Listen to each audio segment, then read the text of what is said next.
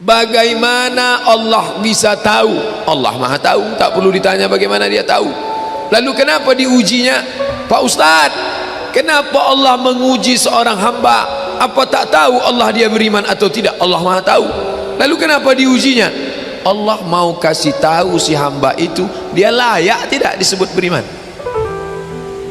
Kalau tukang emas, kita bawakan cincin emas, kita mau jual, kita bilang ini emas asli, lalu dia tes, dia bakar pakai api, dia bilang ini asli.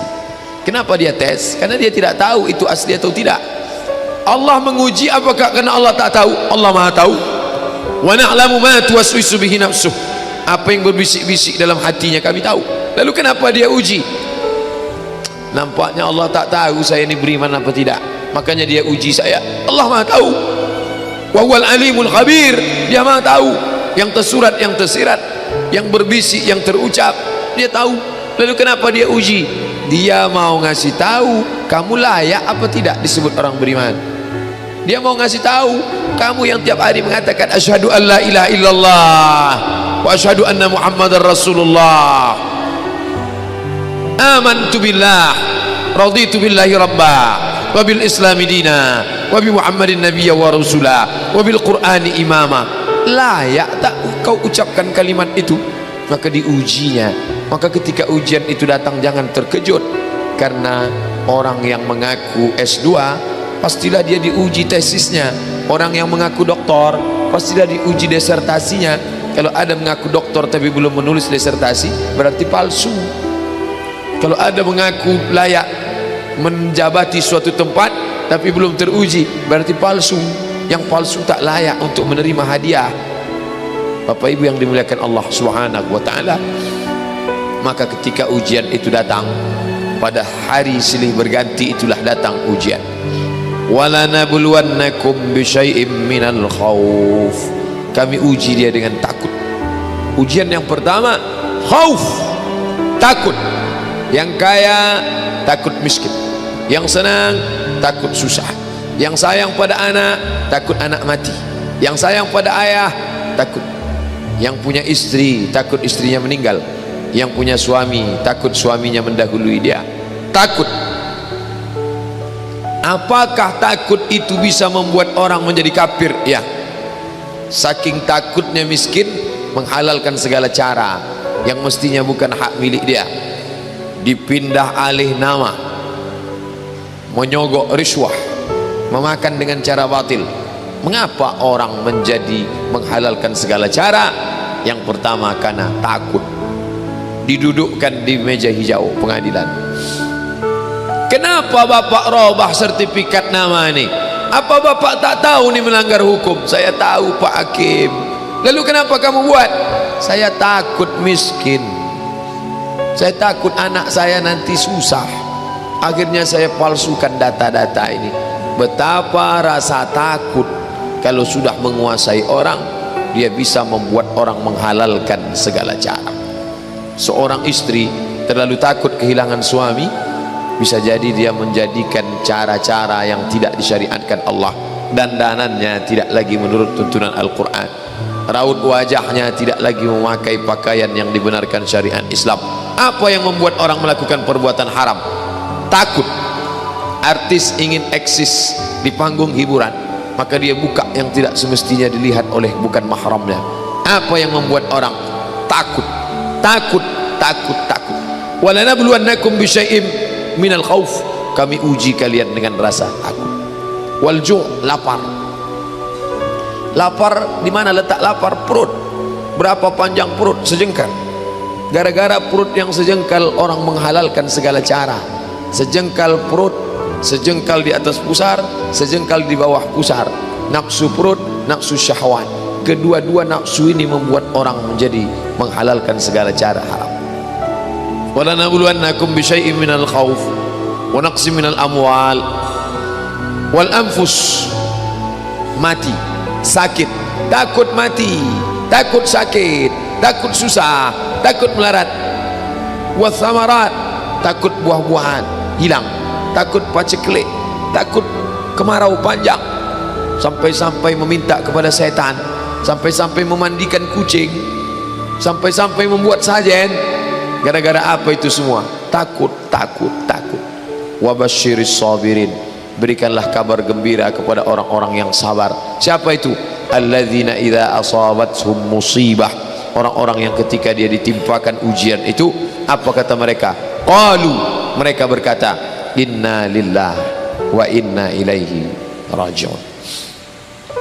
Jangankan harta kami, jangankan anak kami, jangankan suami kami, jangankan rumah kami, jangankan jabatan kami, inna lillah, diri kami ini pun milik Allah, bukan punya kami.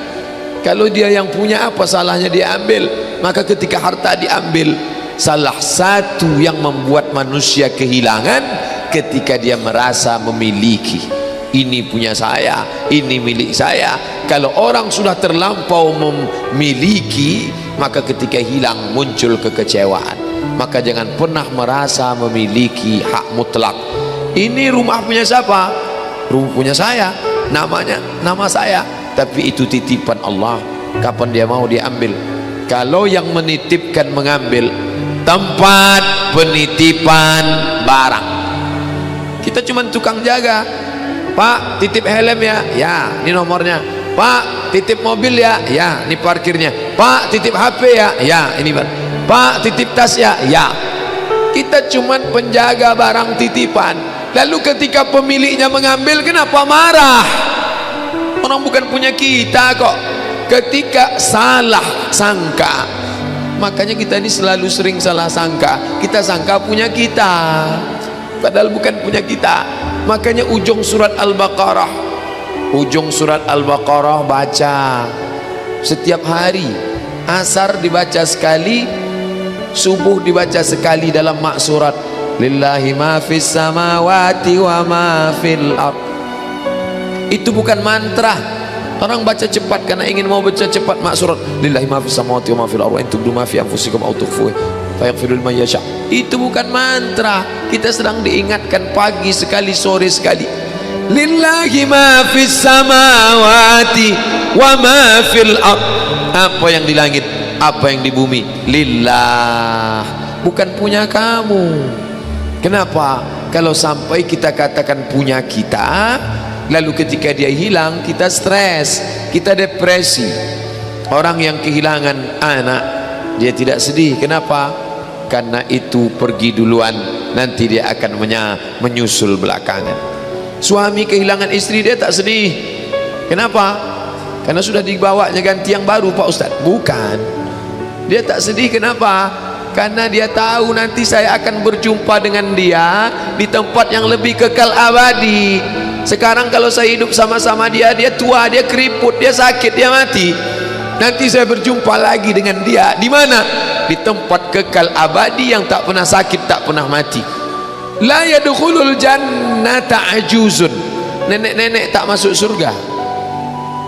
Menangislah si nenek tadi begitu jumpa dengan Nabi. Kamu kenapa nangis? Kata Nabi, ya Rasulullah, aku tersinggung ucapanmu. Kau bilang nenek-nenek tak masuk surga. Kata Nabi, memang tak ada orang tua di surga. Kalau begitu aku tak masuk surga, kamu masuk. Terus nanti kamu masuk, kamu jadi muda lagi. Orang di surga itu umurnya 30, 33, 30, 31, 32, 33. Kenapa umur itu? Kalau nenek-nenek masuk surga, di dalam surga banyak kenikmatan. Sedang di surga, di dunia aja tak bisa. Pergi hari raya ke rumah orang, makanannya kacang taujin. Umur 70 mau makan apa? Makanya orang masuk surga itu umur 30, 31, 32, 33. Kenapa? Itulah usia yang bisa menikmati. Oh, jadi maknanya bukan orang tua tak masuk surga. Jadi ketika orang melihat pasangan saya mendahului saya, karena Allah lebih sayang, dia pergi ke tempat yang lebih sayang daripada kita. Orang menangis tak berhenti, dia menganggap dia pergi, oh dimakan cacing tanah dia. Padahal dia sudah pergi ke tempat yang lebih sayang daripada kita. Kita sayang, tapi sayang kita temporer. Ibu sayang pada anaknya, berapa jam dia bisa sayang? Pergi dia bekerja, dia tinggalkan. Pulang dia bekerja, dia tidur, dia lupa. Berapa banyak anak-anak masuk ke tempat air panas gara-gara orang tua lupa menjaga, teledor.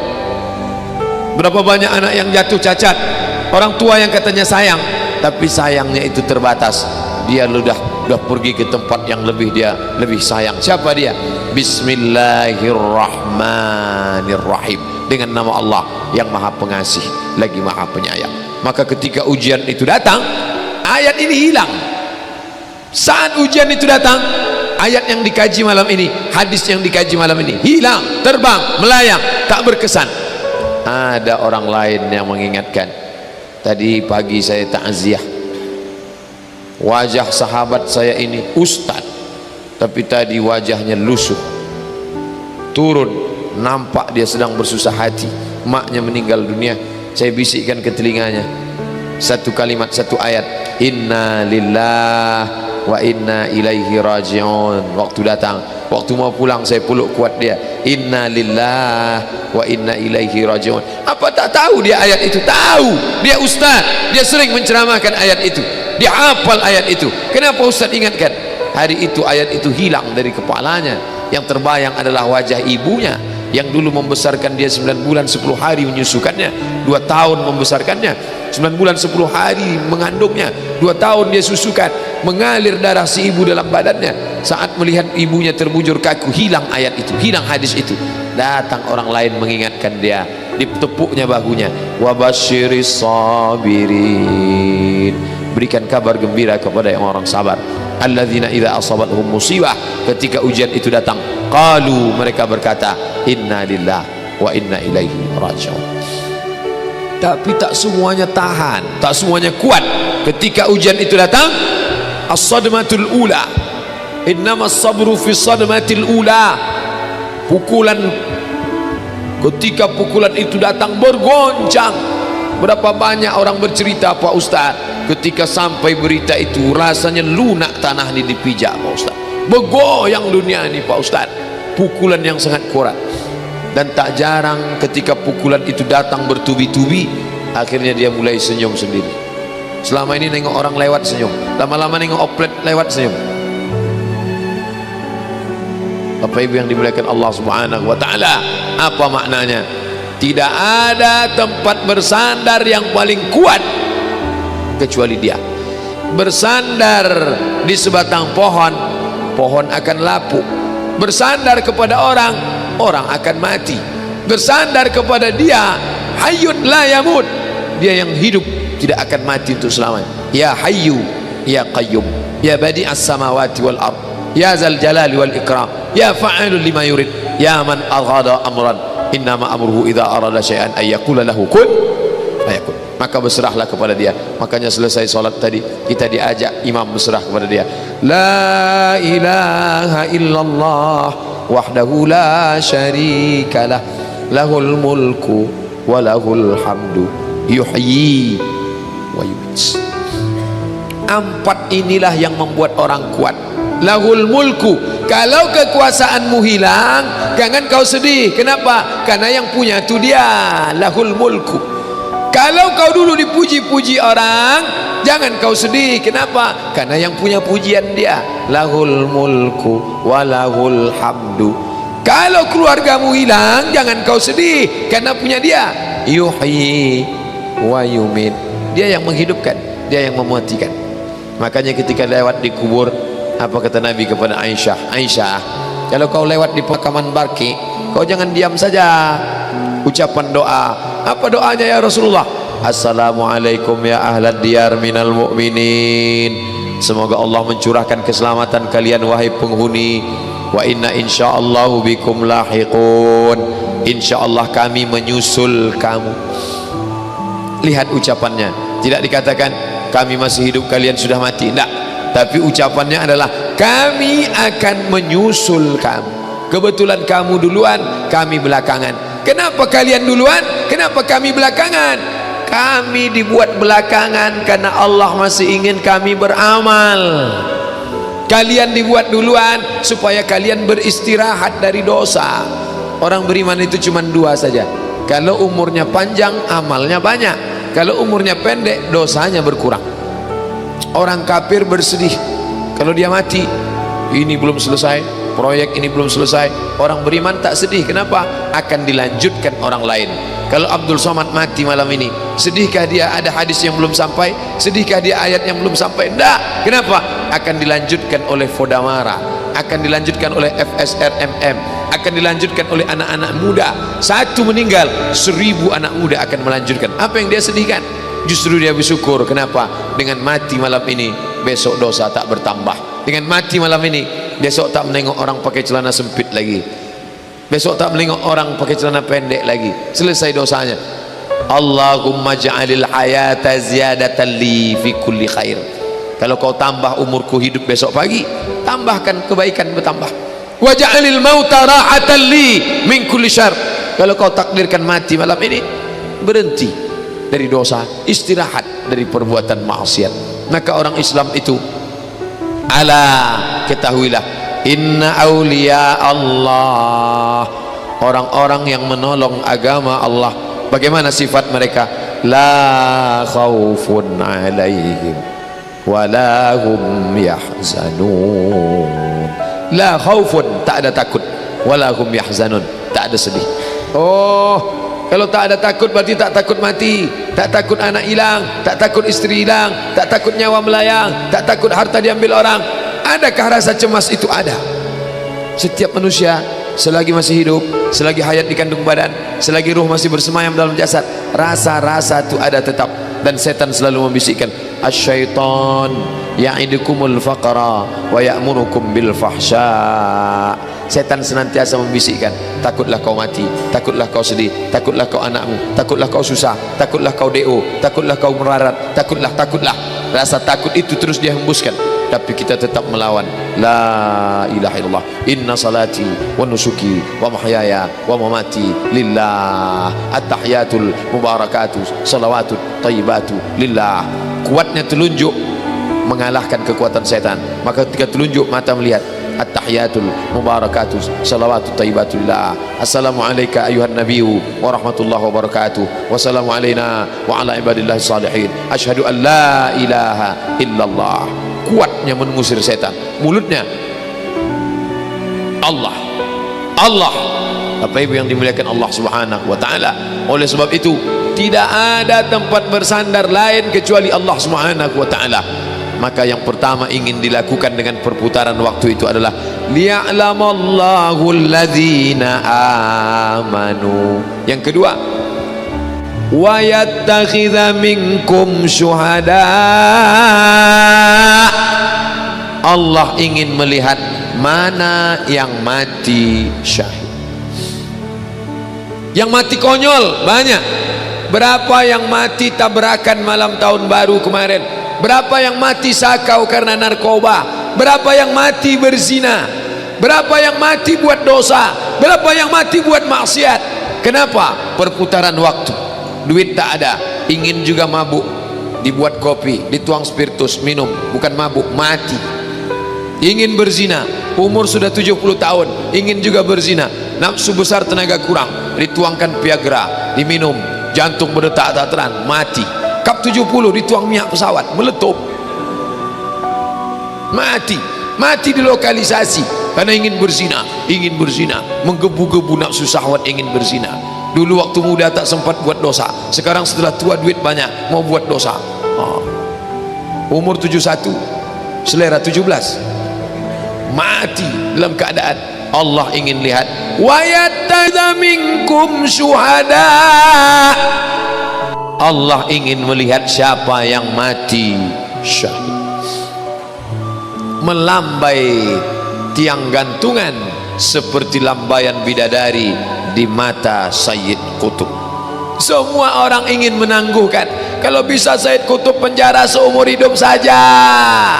Kalau bisa jangan dihukum pancung, jangan digantung di tiang gantungan Mesir.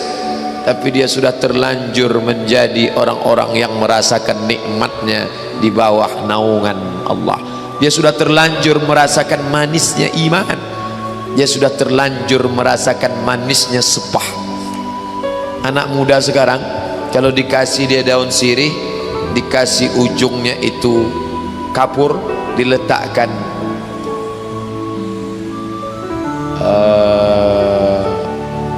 apa namanya, gambir, potong gambir sedikit, lalu diletakkan di situ pinang, diikat, lalu kemudian dikunyahkan. Oh, dia muntahkan. Apa ini? Dia belum merasakan manisnya.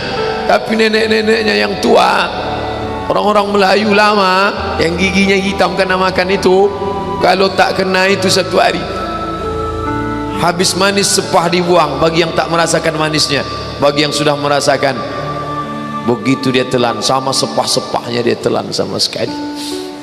Yang pertama kali belajar minum kopi, apa ini? Kasih anak-anak SD minum kopi, apa ini? Tapi bagi yang sudah, kalau tak ada kopi tak keluar ini.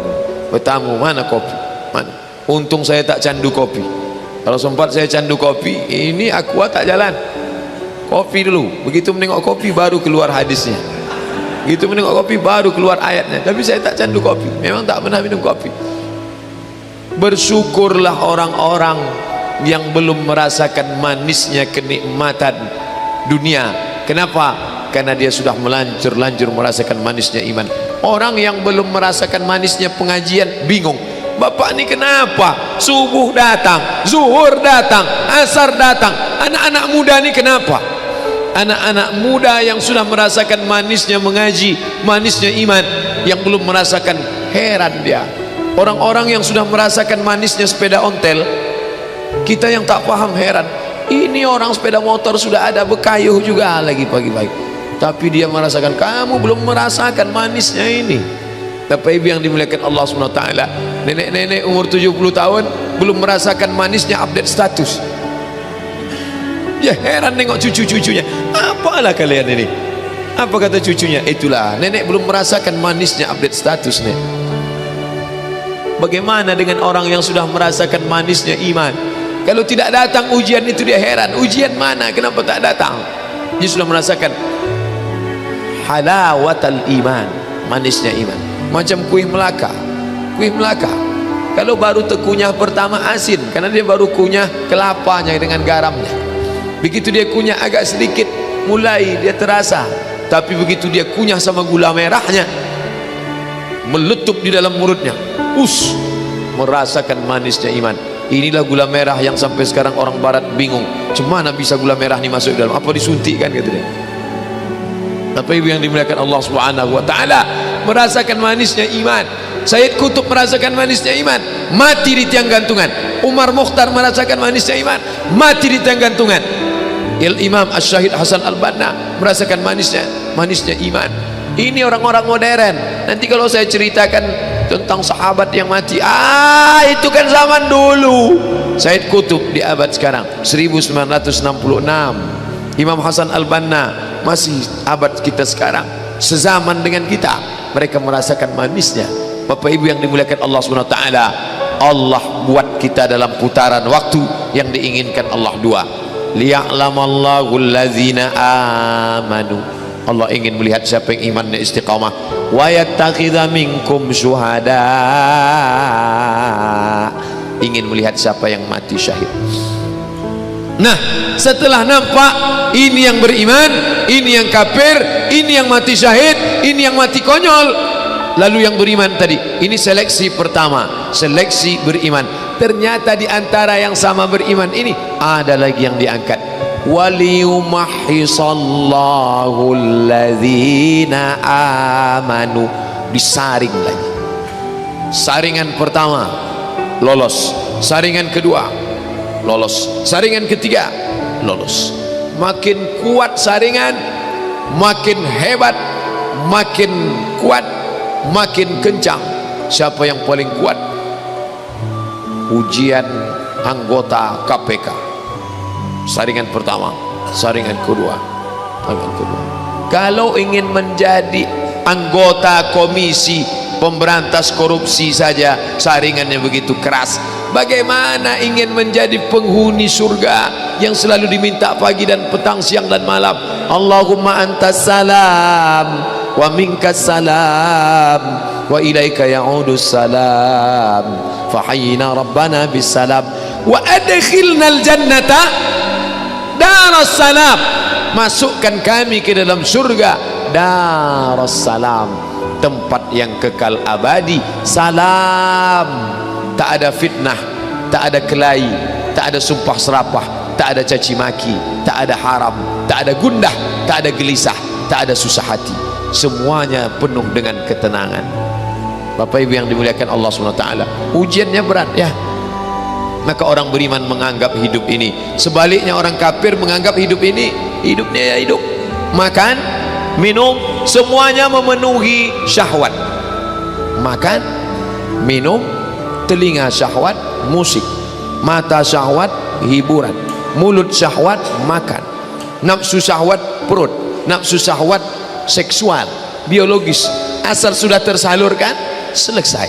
Makan kenyang, tidur nyaman, hidup tenang, mati. Sama seperti binatang. Apa bedanya? Ulaika kal an'am, mereka macam binatang, memperturutkan hawa nafsu, makan semakan-makannya, minum seminum-minumnya, nafsu seksual disalurkan sesuai seperti binatang. Habis itu tua, sakit, mati, selesai. Apa bedanya dengan kucing kurap yang mati ditabrak mobil? Apa bedanya dengan anjing? Apa bedanya dengan binatang? Tak ada beda dengan binatang, bahkan mereka lebih hina dari binatang. Maka Allah katakan ulaika kal an'am, mereka seperti binatang, balhum adal, bahkan lebih hina daripada binatang. Bapak Ibu yang dimuliakan Allah Subhanahu wa taala, tapi tak banyak yang memahami hakikat hidup manusia ini kecuali orang-orang illalladzina amanu wa amilus salihat, orang-orang yang beriman. Buah daripada imannya itu adalah amal saleh. Tapi dia tak stabil, dia kadang bergoncang, dia kadang naik, dia kadang turun. Yazid wa yanqus, yazidu bit ta'ah, bertambah dengan ketaatan, wa yanqusu bil ma'siyah, dia berkurang dengan kemaksiatan. Oleh sebab itu kita senantiasa menjaga dalam bentuk forum silaturahim, menjaga dalam bentuk kajian ilmiah, menjaga dalam bentuk pengajian baca Quran, menjaga dalam bentuk pengajian Maulidur Rasul, menjaga dalam bentuk pengajian rutin arisan keluarga. Itu tak lain tak bukan adalah tawasau bil haq, tawasau bis sabr. Orang dijauhkan dari agama dengan cara dijauhkan dari manusia. Kalau sudah jauh dari manusia, dia jauh dari agama. Insya Allah dekat dengan orang, dekat dengan bapak, dekat dengan ibu, dekat dengan ustaz, dekat dengan kawan, dekat dengan sahabat. Sahabatnya pun membawa dia beramal soleh. Begitu nampak teledor, ini salah. Ustaz Abdul Somad solat, karena mengejar waktu agak cepat sedikit, langsung jamaah datang. Pak Ustaz, boleh bertanya Pak Ustaz, tentang apa? Tentang orang yang mencuri dalam solatnya. Ustaz tahu ini pertanyaan bukan bertanya, tapi ingin menegur Ustaz, karena tadi Ustaz cepat betul solatnya. Boleh bertanya Pak Ustaz, apa pertanyaannya? Tentang orang yang mencuri dalam solat itu artinya apa Pak Ustaz? Lembut cara dia mengasih tahu tentang orang yang mencuri dalam solat, sehingga maksud orang yang mencuri dalam solat itu sampai tak ada tumakninah sama sekali. Tapi kalau masih ada tasbih walaupun sekali, itu belum bisa disebut mencuri dalam solat. Subhana rabbiyal a'la wa bihamdih, subhana rabbiyal azim wa bihamdih, rabbi firli warhamni wajburni warfa'ni warzuqni. Apa maknanya? Dia sedang menjalankan tawasau bil haq, tawasau bis sabr. Tersinggung kah Ustaz? Tak. Kenapa? Ada orang yang berani menasihati dia. Andai dibiarkannya saja begitu, mau mati-matilah, mau mampus-mampuslah, mau mencuri-mencurilah. Jangankan mencuri solat, mencuri bini orang pun tak ada apa-apa. Tapi dia sayang. Dia sayang kepada saudaranya. Saya sayang kepada dia. Saya sayang pada ustaz saya. Saya tak ingin dia masuk neraka. Saya tahu dia ustaz. Saya tahu tak akan ada orang menegur dia. Tapi cara menegurnya, datang Hasan, datang Husain, berwuduk di dekat orang tua, berwuduk Hasan dan Husain. Kata Hasan, bukan begitu caranya Husain, ini airnya mesti kena wajah semua, nanti kalau tangan kena semua. Orang tua yang berada di sebelah tadi menengok. Oh begitu ya cara wuduk yang benar. Orang tua tak mau dinasihati anak-anak. Coba kalau dia kasih tahu, hei Pak Tua, cara wuduknya salah. Kamu belum lahir saya sudah wuduk. Tapi mereka anak kecil yang bijaksana. Betul kata Nabi, innal Hasan wal Husain sayyida syababi ahlil jannah. Mereka dua adalah penghuni surga. Mereka pemimpin-pemimpin pemuda penghuni surga. Santun cara mereka memberitahu, bukan dikasih tahunya, hei Pak Tua, salah wuduknya, wajah tidak sah, batil, masuk neraka, sesat, bid'ah. Tak begitu. Bapak Ibu yang dimuliakan Allah Subhanahu wa taala, sadarlah si orang tua tadi, begitu rupanya dari perkelahian kecil, konflik kecil antara dua anak muda yang sedang mengajarkan wudu kepada saudaranya. Innal Hasan wal Husain sayyida syababi ahlil jannah. Bapak Ibu yang dimuliakan Allah Subhanahu wa taala, orang tua tidak pernah melihat anak muda itu tua. Di matanya kapanpun dia tetaplah orang di bawah dia, kamu di bawah saya. Tapi pada saat yang ditunjukkan itu kebenaran dengan cara yang santun, ud'u ila sabili rabbik, ajak mereka ke jalan Tuhanmu bil hikmah wal mau'izatil hasanah. Kalau kau sanggup bicara, bicara dengan hikmah. Tak pandai menyusun kata-kata dengan hikmah, wal mau'izatil hasanah, tunjukkan contoh yang baik. Bagaimana cara yang baik? Oh, ini orang degil, harus didebat, debatlah dia. Wajadilhum, debatlah dia billati ya ahsan, dengan cara yang lembut. Tapi setelah kau debat, jangan kau sangka kau paling hebat. Baca ujungnya, inna rabbaka huwa a'lamu biman dhalla an sabili, dia lebih tahu siapa yang berada di jalannya. Wa huwa a'lamu bil muhtadin, dia tahu siapa yang sudah nyasar, siapa yang sudah jauh, siapa yang sudah jatuh, dan dia pula yang lebih tahu. Maka setelah dia ajak berdebat, dia doakan, Allahumma hdi qaumi fa innahum la ya'lamun, berikan hidayah kepada dia ya Allah, dia mungkin salah karena dia tidak tahu mana yang benar, mana yang salah. Bapak Ibu yang dimuliakan Allah Subhanahu wa taala, sampai kapan kita beramal ini? Sampai akhirnya waktu yang sudah limit batas ditetapkan Allah. Iza jaa ajaluhum, kalau sudah sampai limit batas waktunya, la yastakhiruna sa'atan, tak bisa mundur. Wala yastaqdimun, tak bisa dimundurkan, tak bisa dimajukan, tak bisa dipercepat, tak bisa diperlambat. Itu sudah limit batas waktunya. Orang beriman tak pernah minta cepat, cepatkanlah ya Allah, enggak. Orang beriman tak pernah minta mati, yang dia minta hanyalah Allahumma khtim lana bihusnil khatimah.